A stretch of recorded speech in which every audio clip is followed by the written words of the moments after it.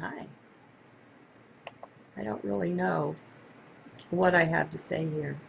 I just know that strong feeling that comes on me that kind of pushes me to go to the journal. And so here I am. I asked I asked my inner self, source, whatever, if I could just have a hint about what it was that was pushing so hard to be said.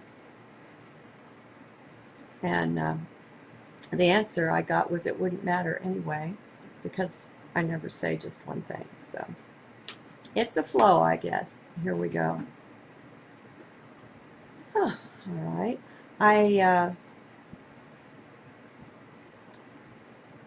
I've been, I guess it's maybe a while since I've been doing that, but I've been talking about how we need to embrace the dark side of things, of ourself, of life, of whatever. And you might as well go straight to your heart, because this doesn't work at all for your head. The head just flips out over this kind of thing. You know, it wants to be nice and Pollyanna, and you know, people on the spiritual path tend to be that way. We're the worst ones for not being willing to look at the dark. And so, okay, so I've said a few things about that. There in the videos there was a whole series on embracing the dark side. But that wasn't double-barreled stuff. That was maybe more along the lines of getting our feet wet. And not that I know what double-barreled stuff would be, but anyway, things tend to come through me and I only learn this as I look back and read, but they tend to come through me with rather gentle introductions at first. And then they work their way up, like the whole thing with the ETs. Okay, so it was notable this morning when I was having barefoot coffee, doing what I could of sun gazing with the sun hidden behind clouds, that that's a special connecting time. And I think we all know what it feels like to be connected. And there's no better place for it than out in nature, whatever that means where you are.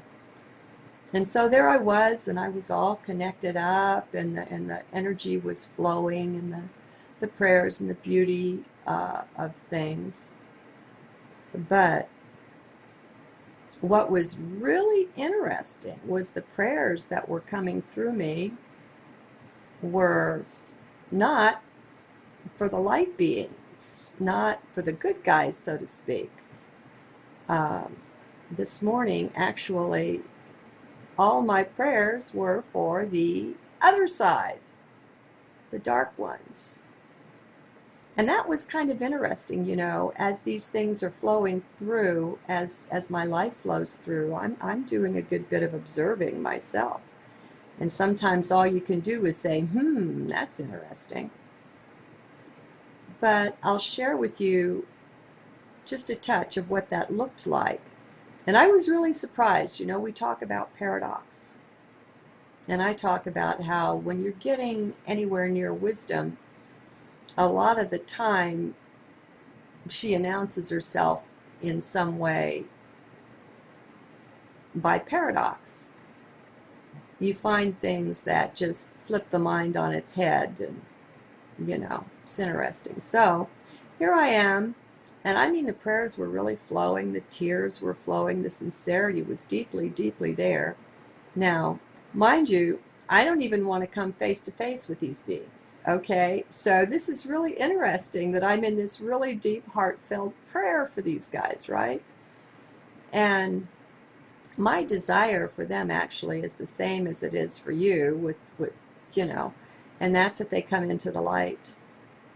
It's that simple. I mean, that's an option that anyone can make. It doesn't matter who and what you are. There's no judgment in God. And so you know, the darkest ones themselves can make the choice to turn around and go the other way. That's always possible. And of course, mostly they're not interested in hearing that. But with things falling apart all over the place on them, as they are, I mean, it's their plans and structures and things that are come tumbling down around us, as well as our own personal darkness. I mean, we're having to deal with that too.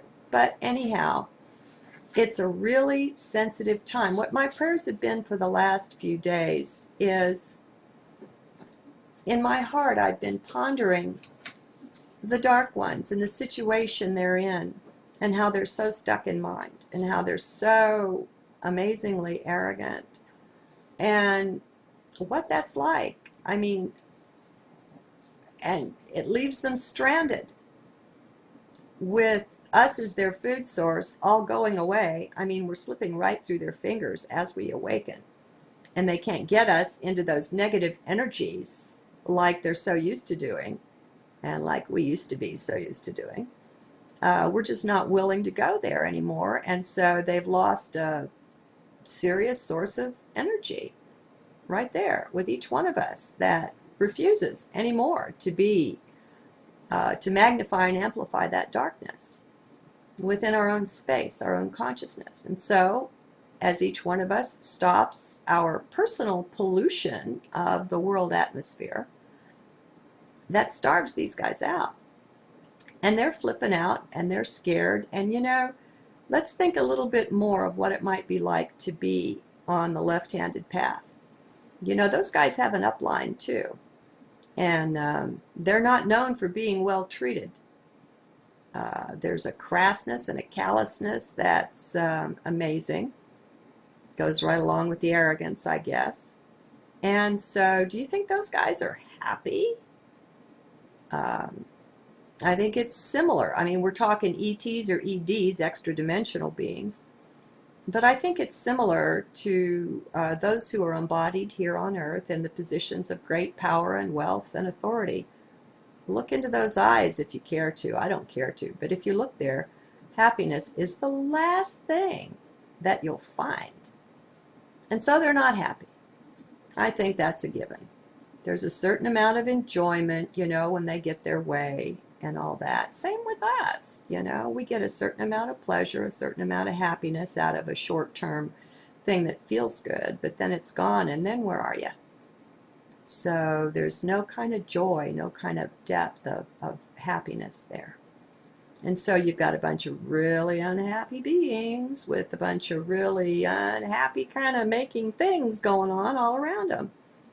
And they're flipping out, and there's expectations that the upline have on the lower ones, you know, the soldier type ones and the peon type ones, and those expectations are around milking us for our energy and making things keep happening the way they've always been. And so we've got a bunch of these guys having to go back and say, I couldn't do it, or it slipped away, or whatever it is, you know. I mean, it just adds to the pressure for them.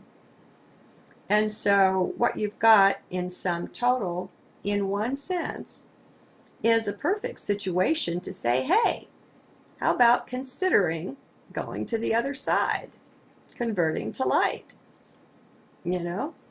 And so I've done some calling in of their wise ones. Most races, whoever they are, just like the human race, we have the sages, the masters, the saints, the whatever you want to call them, down through the years that have spoken wisdom.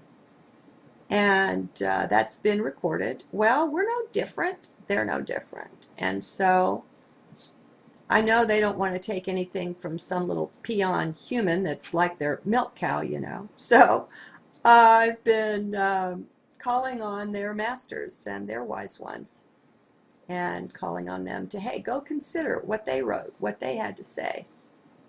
And, you know, see if you aren't a light being, if you don't have a heart too, and all that sort of thing. So that's where it's been. Mostly kind of keeping a really good distance. Like I say, I'm not inviting any kind of direct encounter with these things, excuse me, with these guys. But I have been praying for them on and off for quite some time now. I mean, within the last period of awakening, I'm going to say within the last 3 years, maybe less. I mean, things are accelerating so fast now. It seems like in the last 12 months, I've lived at least 3 lifetimes, and I'm not kidding. I mean, the change is so radical, and it's wonderful and all that. But anyhow, okay, so there was a shift this morning that went from praying in a distant way. I've been talking to Prime Creator about it, and I've been saying, hey, from my perspective here, which is 3D and some 4D stuff, I don't see what can be done. They're so locked in the mind. How do you tell a masterful being, tremendously masterful in mind and the ways of mind, hey, that's not the way. You did it wrong. Go back to the start and do it again. Yeah, right. So I've been just sharing my heart with Prime Creator, my concern for them. Prime Creator wants us, God, divinity, energy, a spirit, whatever, give it your own name. In the raising up of 3D, in the lifting up, there's the desire to lift all life up. Not just the good guys. Come on now. Does the sun only shine on the good guys? Divinity doesn't work like that.